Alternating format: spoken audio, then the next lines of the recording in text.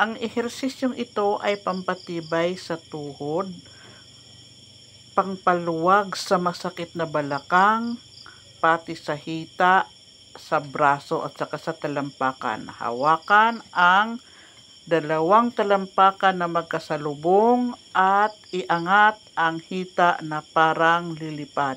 Sa ganitong paraan, matulungan ang ating binti hita na tumibay. Gawin natin to ng 100 beses at pwede rin gawin sa araw-araw o 2 beses sa isang linggo. Depende sa gusto mo kung anong oras ka gagawa ng ganitong uri ng ehersisyo.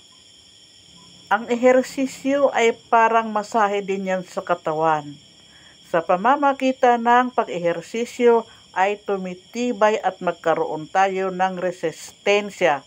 Hindi tayo basta-basta manghihina. Ang mahalaga, kumonsulta sa doktor upang mabigyan ng karampatang lunas o kaya magbitamina, kumain ng gulay at prutas.